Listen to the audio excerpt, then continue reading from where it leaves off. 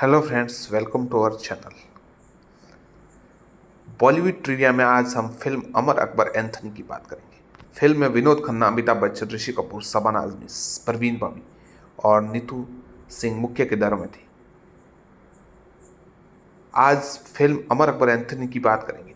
Amar Akbar Anthony साल 1977 में release हुई। विनोद खन्ना, अमिताभ बच्चन, ऋषि कपूर, शबाना आजमी, परवीन बाबी और नीतू सिंह के प्रमुख किरदारों में नजर आए थे। फिल्म का निर्देशन मनमोहन देसाई ने किया था। इस फिल्म की कहानी बचपन में अलग हुए तीन भाइयों पर केंद्रित है, जिन्हें विभिन्न धर्मों के तीन परिवार हिंदू, मुस्लिम और ईसाई द्वारा अपनाया जाता है। एक पुलिसकर्मी बनता है, दूसरा गायक और तीसरा शराब बार का मालिक। फिल्म का हिंदी सिनेमा की क्लासिक फिल्मों में गिना जाता है और आज हम आपको इस फिल्म के बारे में बताते हैं। मनमोहन देसाई इस फिल्म की सक्सेस से हैरान रह गए थे, क्योंकि इस फिल्म पर अधिक मेहनत नहीं की गई और साथ ही पैसे भी कम खर्च किए गए थे, बल्कि उन्हें इस बात पर यकीन था कि ये फिल्म फ्लॉप होगी और इसके बिजनेस को देखकर वे हैरान रह गए थे। इस फिल्म में परवीन बॉबी का रोल पहले जीनत अमान को ऑफर हुआ था, लेकिन डेट्स के इशू की वजह से इस फिल्म का हिस्सा नहीं बन पाई। इस फिल्म में जहां ऋषि कपूर, अकबर इलाहाबादी और नीतू सिंह डॉक्टर सलमा पहली बार मिलते हैं, तो इस सीन में ऋषि कपूर नीतू को सलमा नहीं बल्कि नीतू कहकर ही पुकारते हैं। इस गलती को उस वक्त ही नोटिस कर लिया गया था, लेकिन किसी ने भी इसे सही करने की जहमत नहीं उठाई। जब ऋषि कपूर और नीतू कपूर केबीसी में फिल्म बेशरम को प्रमोट करने पहुंचे, तो उस वक्त अमिताभ बच्चन ने बताया कि मनमोहन देसाई को लॉजिक की ज़्यादा कोई चिंता नहीं होती थी। वो हंस रहे थे जब तीनों भाई निरूपा रॉय को खून दे रहे थे। वहीं दूसरा सीन जब नीतू कपूर परवीन बॉबी की नब्ज चेक करके बताती है कि वह प्रेग्नेंट है। फिल्म के एक गाने में my name is Anthony Gonsalves इस्तेमाल हुआ है, लेकिन काफ़ी कम लोग जानते हैं कि ये एक रियल पर्सन है। एंथनी गोंजाल्विस म्यूजिक अरेंजर थे, जिन्हें प्यारेलाल के मेंटर थे। ये गाना इन्हीं को ट्रिब्यूट था। वहीं पहले फिल्म में अमिताभ का नाम एंथनी फंडाडिस रखा जा रहा था, लेकिन प्यारेलाल की रिक्वेस्ट पर ऐसा नहीं हुआ और उनका नाम एंथनी गोंजाल्विस रखा गया। फिल्म चाचा भतीजा के शूट के दौरान मनमोहन देसाई ने धर्मेंद्र को विनोद खन्ना का रोल ऑफर किया था, लेकिन बिजी शेड्यूल की वजह से धर्मेंद्र ने मना कर दिया।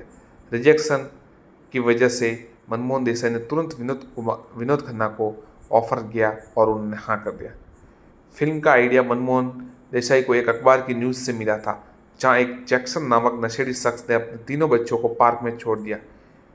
इसी न्यूज़ से मनमोहन देसाई को उनकी फिल्म का आइडिया मिला, जिसे उन्होंने थोड़ा बदल कर फिल्म बनाई। 10 साल तक बतौर निर्देशक काम करने के बाद इस फिल्म से मनमोहन देसाई ने बतौर प्रोड्यूसर शुरुआत की।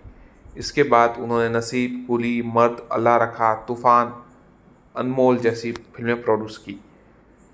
शबाना आजमी की फिल्म में एंट्री आखिरी मोमेंट पर हुई।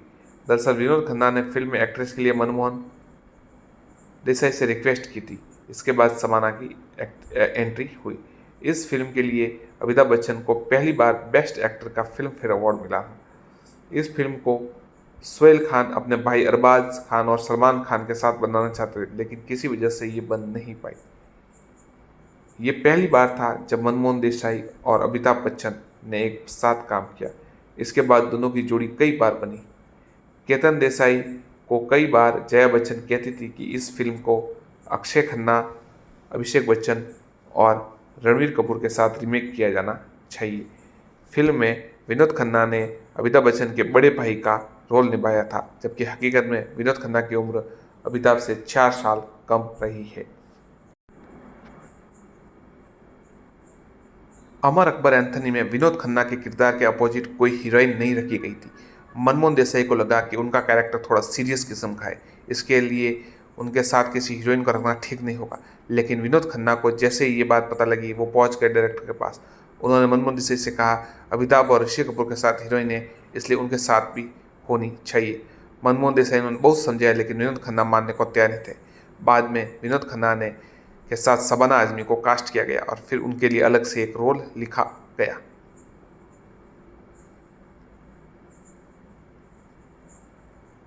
मनमोहन देसाई अमर अकबर एंथनी और परवरिश की शूटिंग एक साथ एक ही स्टूडियो में कर रहे थे।